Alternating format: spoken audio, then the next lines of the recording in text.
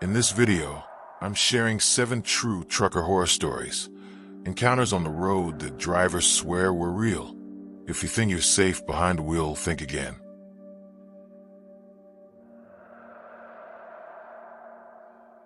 On the open highways of America, truckers carry not just loads of cargo, but also stories that never leave their minds. Stories of strange lights in the sky, figures walking where no one should be, and shadows that follow for miles. This first story comes from a veteran driver who once took Route 93 in Nevada, a lonely stretch of road that hides more than just desert. He swears that what happened that night still haunts him every time he looks in his mirror. I have been a truck driver for more than 20 years, and in that time, I have come to love the loneliness of the road. There is something steady about the rumble of the tires, the glow of the dashboard, and the endless ribbon of asphalt stretching through America. But in late October of 2007, I took a night run from Salt Lake City down to Las Vegas that left a scar on me. It was a refrigerated load, a tight schedule, and I knew the trip would be long and quiet.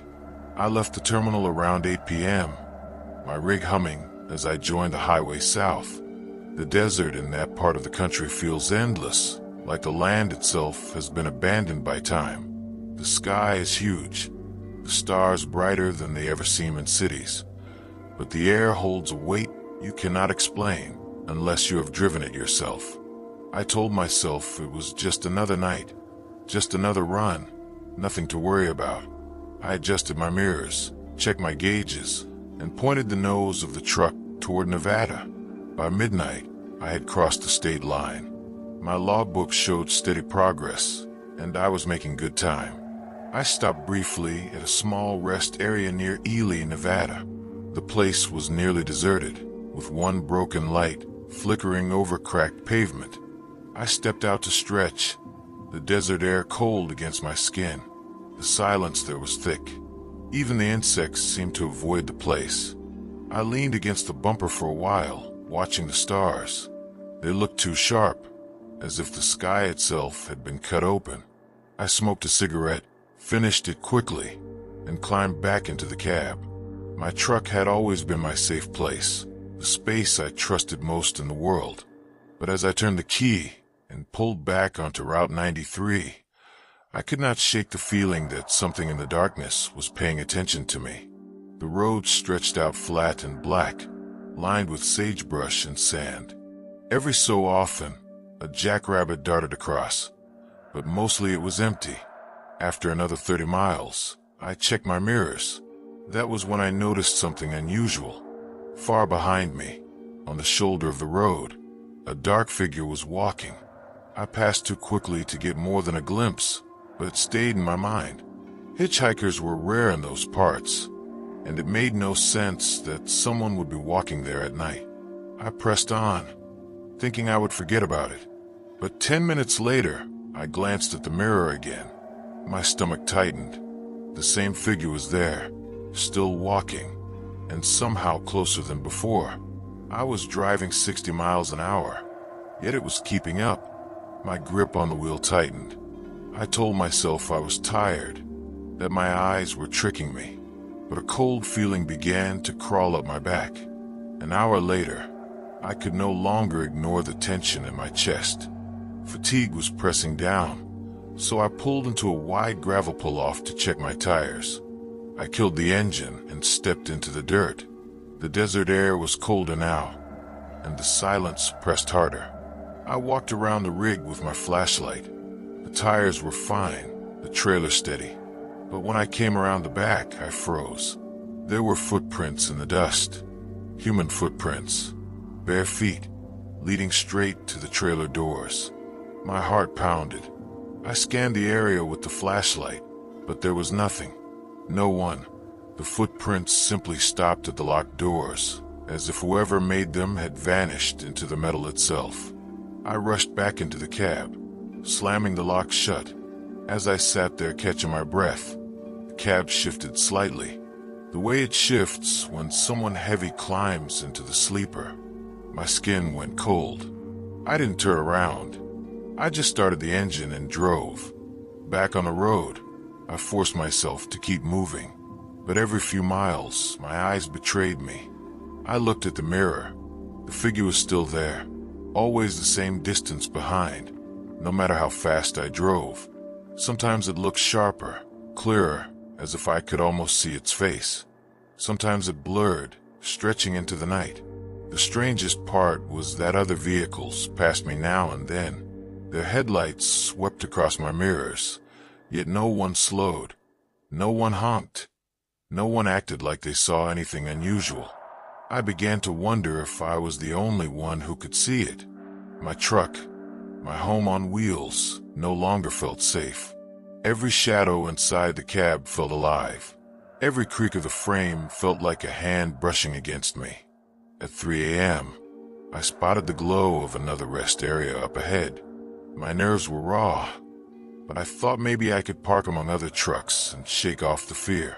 I pulled in slowly, relief washing over me as I saw 2 rigs parked near the edge.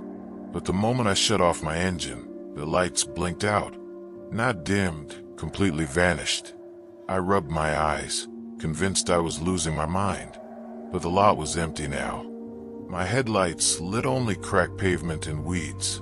The other rigs were gone, as if they had never been there at all. The silence pressed down again, heavier than before. My ears rang. I sat frozen, hands gripping the wheel, staring into the mirrors. I was too afraid to check the sleeper, too afraid to move. Dawn finally came, slow and pale over the desert horizon. As the sunlight spread, the pressure lifted. The fear that had wrapped around me like a second skin began to ease. I drove the last stretch into Las Vegas without stopping, my body stiff and my mind buzzing. At the delivery site, I stepped out of cab on shaking legs. I walked around the trailer, needing to see for myself. The dust still clung to the doors, but the footprints I had seen in the night were gone. Not faded, gone completely, as if the desert itself had erased them.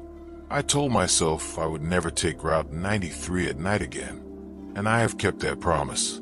To this day, when I look into my mirrors on a dark stretch of road, I feel that same chill. I know something can follow you, no matter how fast you drive, and no matter how empty the road seems.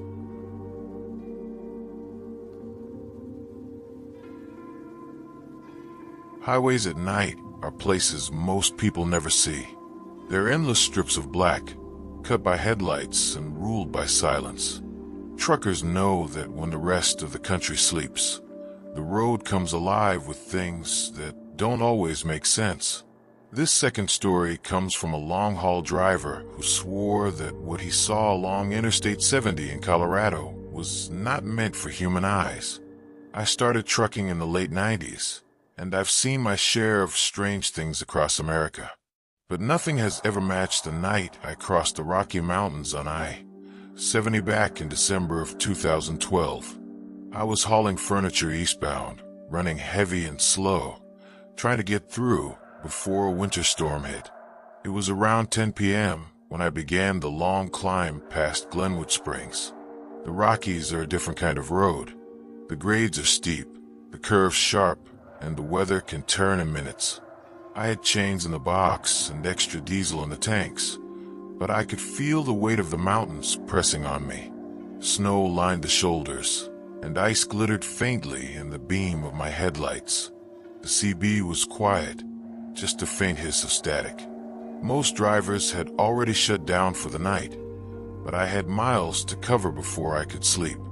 Driving there always gave me a sense of being alone in a place older than time. The cliffs towered above, the road wound like a ribbon through stone, and the black forest crowded the edges. That night, I felt like the only living soul on the mountain. Around midnight, I pulled into a rest area near Vail Pass to stretch my legs. The snow crunched under my boots as I walked a short circle around the rig. The air was sharp, freezing my breath before it left my mouth. Not a single car sat in the lot, though the plows had cleared it just hours earlier. The building stood dark, no lights shining in the windows. A rest area that should have been open all night sat silent as a tomb. I tried the door once out of habit, but it was locked. My footsteps echoed louder than they should have. Something about that emptiness unsettled me. I had stopped in that same lot dozens of times before, and never once had it been completely deserted. As I climbed back into the cab, the sense of being watched pressed on me. I shook it off, fired up the engine, and rolled back onto the highway. The higher I climbed, the heavier the snow became. It swirled in the headlights like white smoke, coating the pavement in patches of slick ice. My wipers beat steadily, and my hands ached from gripping the wheel. It was then that I saw her. A woman standing on the shoulder of the highway, dressed in a white gown that looked too thin for the weather. Her hair was long and dark, blowing across her face. She didn't raise a hand, didn't move, just stood staring into the lane. I passed her quickly, my stomach lurching. No one should have been out there, not in those conditions. I checked my mirrors. She was gone, not shrinking in the distance, gone completely, as if she had never been there. I told myself my eyes were tired, that the snow had played tricks on me. But the memory of that pale figure stayed with me as the road curved higher and higher into the mountains. At 2 a.m, I began the descent east of the Eisenhower Tunnel. My nerves were stretched thin, every curve demanding focus. But inside the cab, the air grew colder. My breath fogged the glass even though the heater was on high. I felt it then, the shift of weight in the sleeper, as though someone had settled onto the mattress behind me. My chest tightened. I didn't turn my head. I couldn't. I just kept my eyes locked on the road, my hands gripping the wheel until my knuckles turned white. Every bump, every rattle of the rig seemed magnified. The silence inside the cab pressed against my ears. I wanted to believe it was only my imagination, that the exhaustion of mountain driving was getting to me. But deep inside, I knew I was not alone anymore. Truckers live by their mirrors. They're the eyes that watch what we cannot see. That night they betrayed me. Every few minutes, against my better judgment, I glanced at the passenger side mirror, and every time I saw her, the woman in white, seated on the catwalk between my cab and trailer, her dress fluttering in the freezing wind. She faced forward, her head bowed, her hands folded neatly in her lap as though she were waiting. No matter how I blinked or shook my head, she remained. Only when I forced my eyes forward and refused to look did the mirror turn empty again. But the longer I drove, the stronger the pull to glance back became, as though she wanted me to see her. Near Idaho Springs, I finally caught sight of other headlights. 3 trucks ahead, their taillights glowing faint through the snow. Relief washed over me. I wasn't alone anymore. I pressed harder on the pedal, closing the gap between us. But as I crested the next hill, the road ahead went black. No trucks, no taillights, only empty asphalt stretching into the storm. The CB crackled suddenly, a faint voice cutting through the static, but the words were broken, garbled. I reached for the mic, but the sound cut off before I could answer. The cab felt colder than ever, and I could sense her presence heavy behind me, waiting. By the time the first pale light of dawn broke over the plains near Denver, I was exhausted beyond words. The snow thinned, the mountains fell away, and the flat land stretched ahead. The pressure in the cab eased, but not completely. I pulled into a truck stop on the outskirts of the city. My hands trembled as I set the brakes and killed the engine. For a long time, I couldn't bring myself to check the sleeper. I sat frozen, staring at the windshield as the rising sun burned red against the sky. When I finally gathered the courage to step out, I walked around the rig slowly. The snow had coated the catwalk between cab and trailer, yet there were no footprints. The surface was perfectly smooth, but when I opened the sleeper door later, I found a single long strand of dark hair lying across the pillow. I threw it out with shaking hands, but the memory never left me. To this day, I will not drive I-70 through the Rockies at night. I know she is still there, waiting for someone else to climb the mountain alone.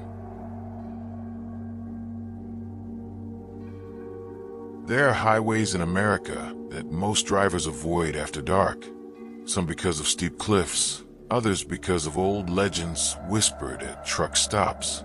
One such place lies along Highway 50 in Nevada, known as the loneliest road in America. This third story comes from a driver who braved that route alone, and what he experienced one summer night has never left him. I had been running freight out west for most of my career, and in the summer of 2015, I picked up a run that sent me across Nevada's Highway 50. Anyone who drives for a living knows that stretch has a reputation. Locals call it the loneliest road in America, and they're not wrong. It runs through miles of empty desert, with nothing but sagebrush, dust, and mountains in the distance. No big towns, no steady traffic, just silence.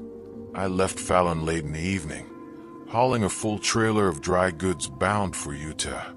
The sun was dropping low, painting the desert red. I knew the run would take me through the night, but I didn't mind. I had been driving nights most of my life. My truck was solid, my tanks were full, and my logbook had me clear to make it across.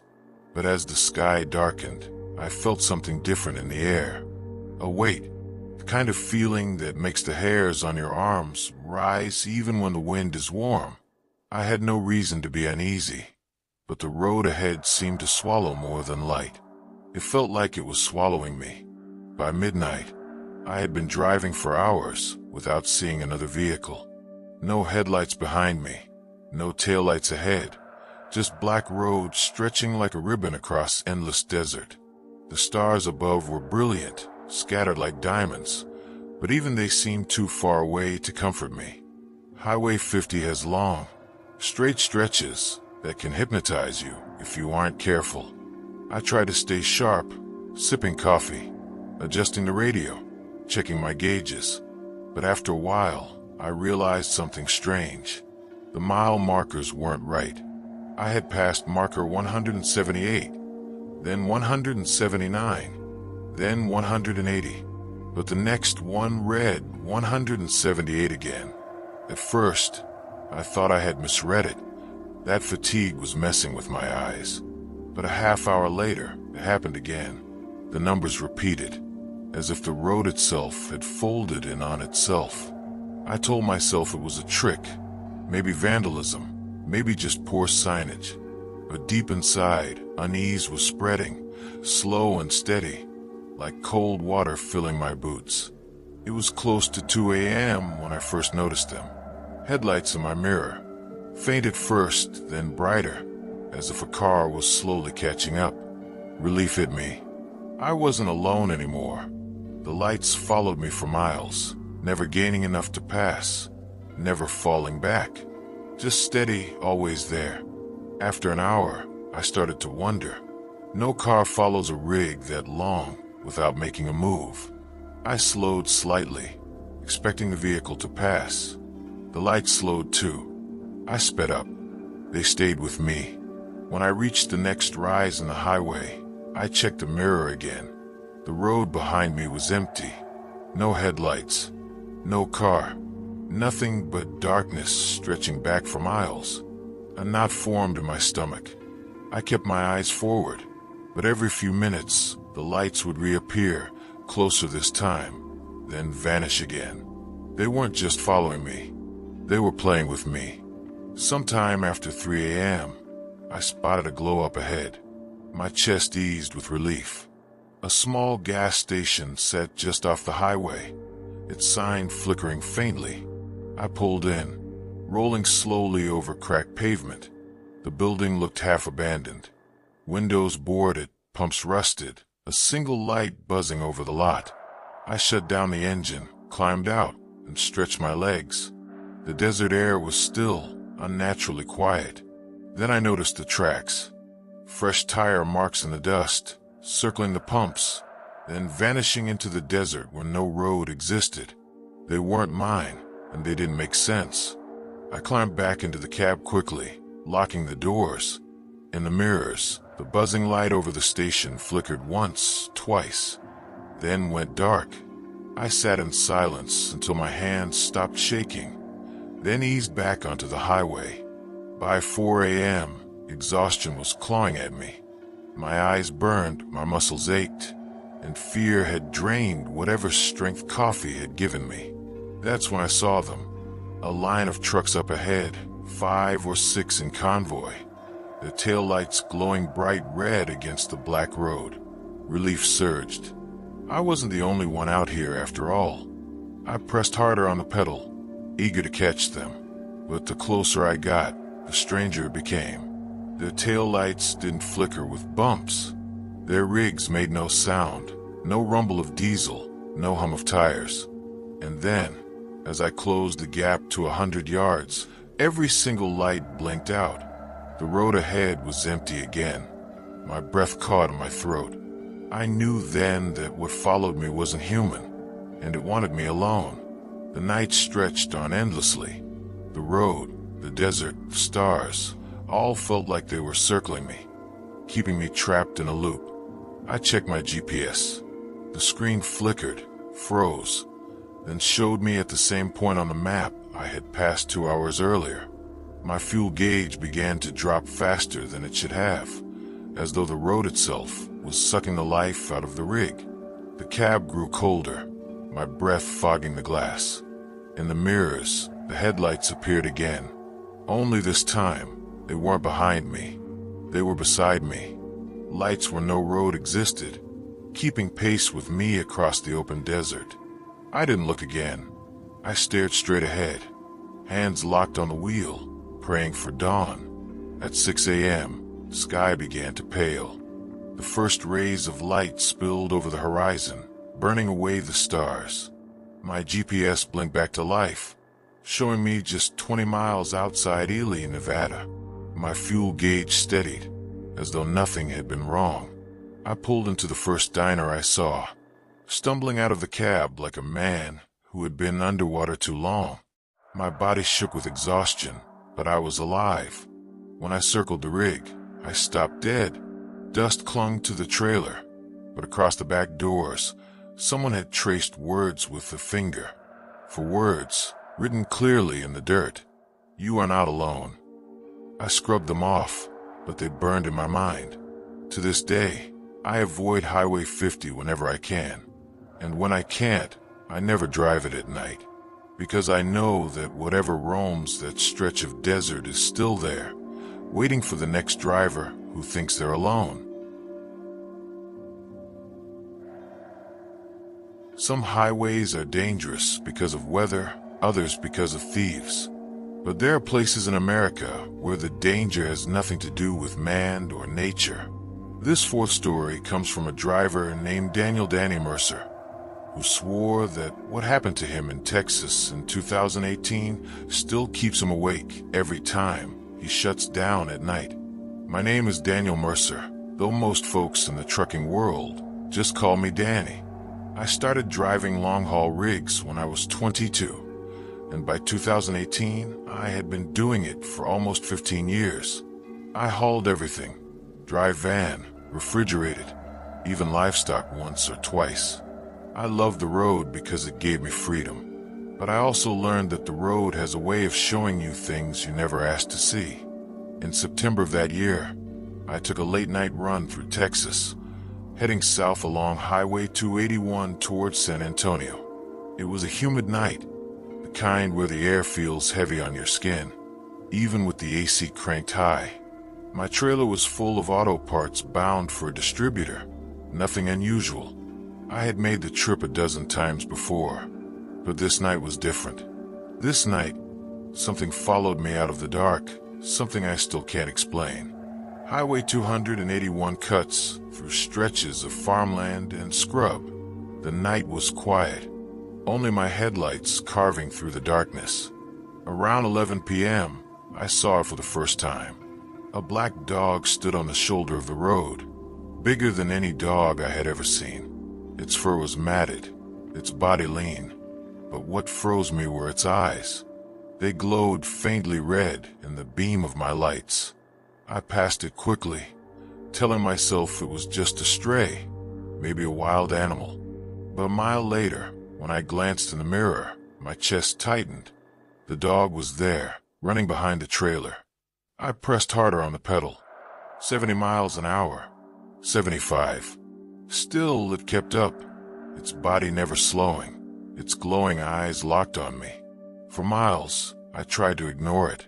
I turned up the radio, shifted in my seat, focused on the white lines of the road. But every time I checked the mirror, the black dog was there. No panting, no strain, just running steady, like it belonged to the night. The silence inside the cab was heavy. Even the hum of the engine seemed muted. My throat dried, and every swallow felt too loud. By midnight, the road began to twist through low hills. The dog disappeared from the mirror, and for a moment, I thought I had lost it. Relief washed through me like cool water. But when I came around a curve, my blood ran cold. The dog was standing in the middle of the lane, waiting. I swerved hard, the trailer rocking dangerously, but I didn't hit it. I checked the mirror, nothing. No body on the road, no shape in the headlights. My hand shook on the wheel. I told myself I was imagining it. That fatigue had finally caught me, but deep down I knew better. I had seen it too clearly, its red eyes burning into me. At 1 a.m., I pulled into a small truck stop outside Johnson City. The lot was empty except for one old pickup parked near the far edge. I killed the engine, climbed down, and walked a shaky circle around the rig. The night air was thick, the smell of dust and oil hanging heavy. That's when I saw the paw prints. Large, deep prints pressed into the dirt, circling the trailer once, then stopping near the cab door. I locked the doors, climbed back inside, and sat in the driver's seat staring at the windshield. I told myself I would just rest until dawn, but the air in the cab grew colder, the kind of cold that seeps into your bones. I leaned back, closing my eyes for just a moment. That was when the weight shifted in the sleeper. Slow, deliberate, as though something heavy had climbed onto the mattress. My body froze. I couldn't move, couldn't breathe. The smell of wet fur filled the cab, thick and sour. My skin crawled. I forced myself to look in the mirror above the dash, the one angle toward the sleeper. For the briefest second, I saw it. The black dog curled on the mattress, its red eyes glowing faintly in the dark. Then it was gone. I didn't sleep. At 3 a.m., I started the engine again and pulled back onto the highway. My body ached with exhaustion, but stopping was worse. The dog wasn't just outside anymore. It was with me. Every mile dragged, the road stretching longer than it should. I checked the GPS, but the numbers crawled, the distance refusing to shrink. At times, I caught movement in the mirrors. A dark shape running alongside the trailer, sometimes ahead, sometimes behind. Once, I thought I saw its reflection in the windshield itself, as if it were sitting in the passenger seat beside me. The red glow of its eyes burned into me long after the shapes faded. Dawn finally came, pale and gray over the Texas hills. I rolled into San Antonio half dead from fatigue, parked at the delivery site, and climbed down on unsteady legs. When I circled to the back of the trailer, I stopped cold. The dust that clung to the metal was marked with deep scratches, long claw marks that dragged from one side of the door to the other. I made the drop, signed the papers, and drove away without a word. To this day, I avoid Highway 281 whenever I can. And when I can't, I never drive it at night. Because I know the black dog is still there, waiting, running, keeping pace with whoever dares cross its stretch of road. And sometimes, when I park at night and the wind is still, I swear I can smell wet fur.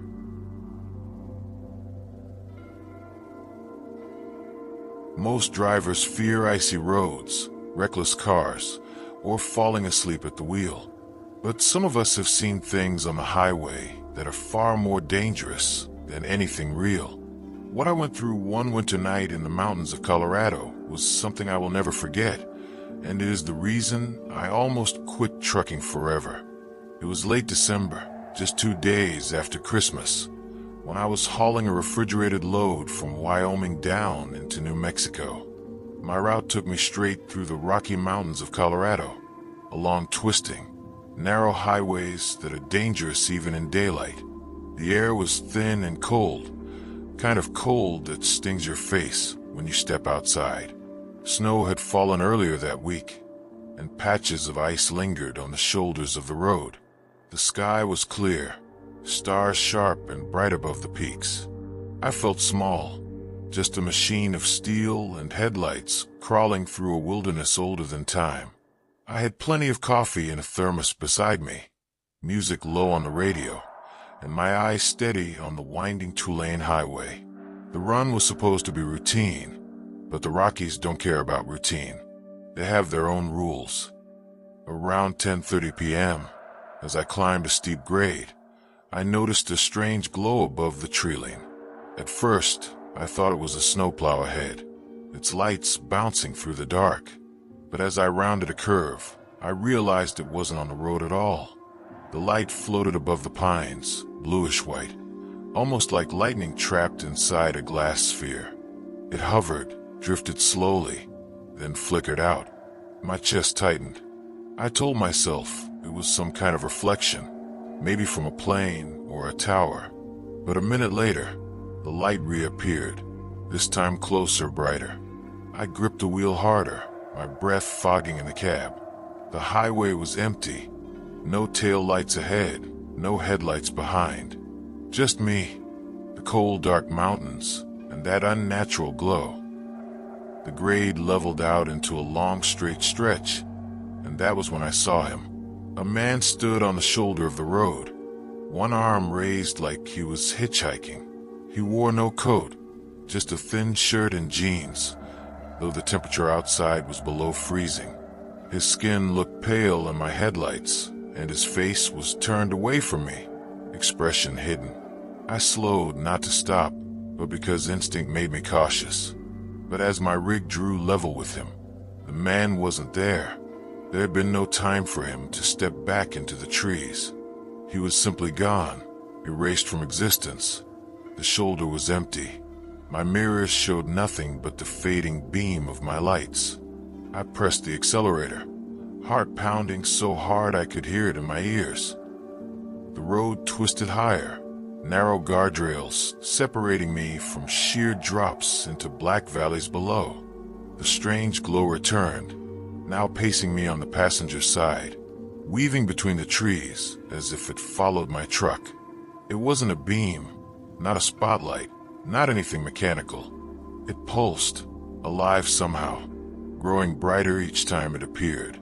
At one point, it flared so strongly that my dashboard dimmed, like the electronics didn't know how to react. Then the CB radio crackled, though I hadn't touched it. Just static at first, then a faint sound like breathing. The hairs on my neck rose. I switched it off, but the static didn't stop. The glow outside pulsed once more, and for a second, I thought I saw shapes inside it, figures, like silhouettes pressed against the light from within. By midnight, I was exhausted but too scared to stop. Every time I thought of pulling into a turnout, the image of that hitchhiker came back, pale skin and vanished face. So I kept driving, but something was wrong with the road. Distances didn't make sense anymore. A stretch I knew should have taken 10 minutes lasted nearly an hour. The mile markers crawled past, slower than they should. The glow kept pace, sometimes behind me, sometimes ahead. My headlights seemed weaker, swallowed by the dark, while the strange light grew stronger. My mind raced with explanations, auroras, military tests, hallucinations, but none of them fit. When I glanced at the clock again, my stomach dropped. It read 3:17 a.m. somehow. 3 hours had vanished, though I hadn't stopped, hadn't slowed, hadn't blinked. Finally, the road began to descend out of the mountains. Relief should have washed over me, but instead, the silence grew worse. The radio was dead, even when I switched it back on. My phone showed no signal. The engine itself seemed muffled, as if wrapped in cotton. I could hear my own breathing louder than the rumble of the diesel. That was when I noticed the lights weren't outside anymore. They were inside the cab. Soft glows, bluish white, gathering in the sleeper behind me. My mirrors reflected them faintly, shifting like smoke, forming and breaking apart into shapes that looked almost human. The cold deepened, frost creeping across the inside of the windshield. I gripped the wheel until my knuckles went white, whispering inside my head for morning to come, for the mountains to release me. When the sky finally began to lighten with dawn, the glow faded. The silence lifted. The rumble of the engine returned as if someone had unmuted reality. I pulled into a rest area just past Pueblo and killed the engine. My body ached, my head spun, and I stumbled out into the biting air. The world seemed normal again, trucks idling, birds overhead, sky pale pink with sunrise. But when I walked to the back of the trailer, my knees nearly buckled. Frost had etched itself across the doors. Not random patterns, but symbols, circles, lines, shapes I didn't understand. They glistened for a moment in the rising sun before melting away, leaving the metal bare. I made the delivery later that day, but part of me never left those mountains. Sometimes, on winter nights, I wake in my bunk drenched in sweat, convinced the light is back in the sleeper, waiting. I never take that Colorado route anymore. Some things, once they've seen you, never really let you go.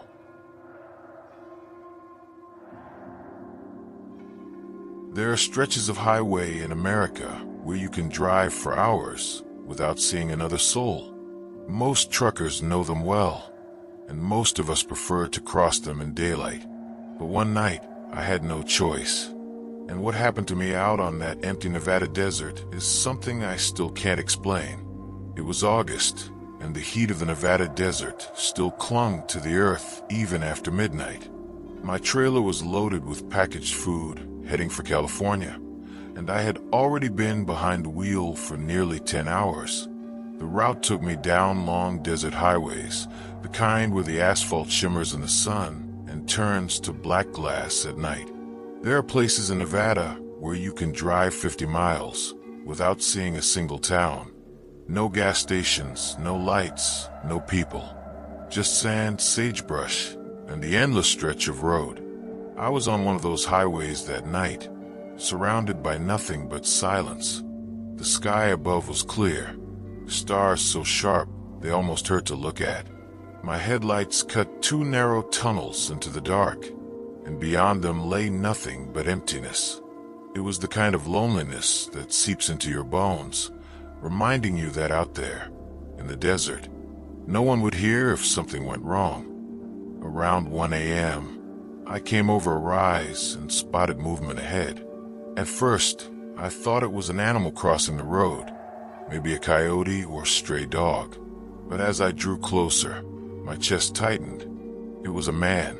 He stood in the median, facing me, his body perfectly still. He wasn't waving, wasn't moving, just standing in the strip of dirt and weeds between the lanes. His clothes were hard to make out, but they looked wrong, faded, tattered, like something decades out of style. His face, pale in the headlights, was blank. As I roared past, I turned my head to keep him in sight, but the instant my cab cleared the median, he was gone. No dust, no movement, no shadow. Just empty desert again.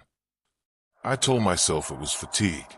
10 hours of driving could play tricks on your eyes, especially in the desert heat. But 10 minutes later, my breath caught in my throat. There he was again, standing in the median, the same spot, the same stillness, as though I had never passed him. This time I slowed. The trailer rattled, tires humming on the asphalt. My eyes strained to take in every detail. His clothes looked like they belonged to another era. Slacks too short at the ankles, a shirt tucked tight, shoes scuffed and cracked. His skin looked dry, weathered, almost like parchment. I passed him slower this time, and as I checked the mirror, the blood drained from my face. He turned his head to follow me. The highway stretched on, each mile marker dragging by slower than the last. My cab felt smaller, tighter, as if the desert outside were pressing against the glass. The hum of the engine seemed too loud, the dashboard lights too bright. I thought about pulling into a turnout to rest, but the idea made my stomach turn. The thought of shutting down, of letting the desert swallow me whole, was unbearable.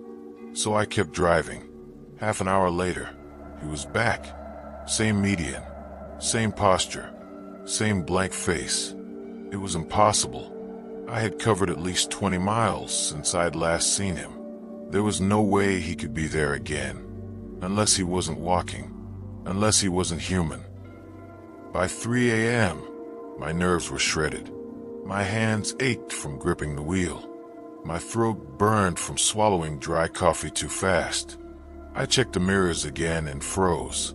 He was sitting in the passenger seat. Just for a moment, a flicker of pale skin and hollow eyes, like a reflection that didn't belong. The seat beside me was empty when I whipped my head around, but the impression lingered. The faint smell of dust, the weight of someone unseen. My skin prickled, my chest tight. I muttered silent prayers in my head, begging the night to end, to let me out of this stretch of desert. But the miles stretched endlessly, the highway like a loop I couldn't escape. When I finally saw a green exit sign ahead, I nearly cried with relief. A small town waited 20 miles off the highway, and I was desperate for any sign of life. But when I looked down at the dashboard clock, my stomach twisted into knots. It was 6:41 a.m. Hours had vanished. The sun was already creeping up over the desert horizon, streaking the sky with pale pink light. I didn't remember the last 3 hours. I didn't remember the exit. And yet, my fuel gauge showed no drop, as if I hadn't driven at all. I finally rolled into a truck stop in Ely, shaking so badly I could barely sign my receipt for fuel. The morning sun was warm, ordinary, chasing away the chill of the night. Truckers milled about, swapping stories, drinking coffee, laughing like nothing in the world was wrong. But when I walked around my trailer, checked the tires, I saw them. Footprints. Deep, dusty prints pressed into the metal step-up to the passenger side door. Prints that weren't mine. Prints that led up to the cab, and then stopped cold. No exit. No return. Just a man who had climbed in and never climbed out. To this day, every time I cross the Nevada desert, I watch the median, because I know he's still there, waiting for another driver to pass. Some nights, the road feels alive. Some nights, you're not just driving across asphalt. You're driving into something older than cities, older than cars, older than humans. I never believed in the stories truckers tell each other about the places you're not supposed to go, until I drove that stretch of Route 191 in Utah one winter, and I realized some roads are not for the living. It was mid-January, near the end of a long freight run from Idaho to Arizona. Snowstorms had blanketed northern Utah for days, and Route 191 was a ribbon of ice and shadow snaking through the Uinta Mountains. I was hauling a refrigerated trailer of produce, which meant I had to keep moving. Delays could ruin the shipment. By 8 p.m., the sun had vanished behind the peaks, leaving the road swallowed by dark. The highway twisted along steep cliffs, sharp drops on one side, pine forests on the other. The snow reflected faint light from my headlights, making it look like the road floated on a sea of pale white. I had driven these mountains countless times, but that night, Every mile felt different. The wind whispered through the cab, faint and restless, carrying a cold that seemed to dig into my bones. My only companions were the hum of the diesel engine and the distant, occasional whistle of wind against guardrails. I remember thinking, no one else should be out here. Not in this storm. Not at this hour. And yet, somewhere deep inside, I sensed that I wasn't alone. Hours passed, and the storm intensified. Snow lashed against the windshield. Wind rocked the cab, and visibility shrank to a few hundred feet. My hands burned from gripping the wheel. My eyes stung from staring at the endless ribbon of ice ahead. Then I saw it, a shadow on the shoulder, moving too quickly to be human. At first, I thought a deer had dashed across the road, but the shape was wrong. Too tall, too thin, almost skeletal. Its movements were jerky, unnatural, as if gravity had no hold on it. I swerved instinctively, but the shadow didn't hesitate. It vanished the instant I passed, leaving nothing but snow and darkness behind. My chest ached with adrenaline. Something was out there, something that wasn't just a trick of the light. By midnight, the storm had grown relentless. I slowed to 45 miles per hour, my tires grinding against ice, my heater running full blast. The cab felt claustrophobic, the shadows stretching longer in the flickering glow of my headlights. That's when I noticed them, lights floating above the trees, pale bluish white, moving with an intelligence that made my stomach twist. They hovered for seconds, disappeared, then reappeared closer, pacing me as I drove. Every instinct screamed at me to stop, but stopping in the mountains at night during a storm was dangerous, and I had a feeling that whatever those lights were, they were waiting for me to hesitate. Around 1:30 a.m., visibility dropped nearly to zero. The storm's howl filled my ears, drowning out everything but the rumble of the engine. Then, through the snow, I saw a warm yellow glow ahead. A cabin. A lighted cabin in the middle of the forest, smoke curling from a chimney. Relief and hope surged through me. I could rest. I could wait out the storm. I pulled off the highway, tires crunching on packed snow. But the closer I got, the stranger it became. The cabin had no windows, just walls of rough timber, light spilling from cracks and seams. No path led to it, no footprints, no tire tracks except mine.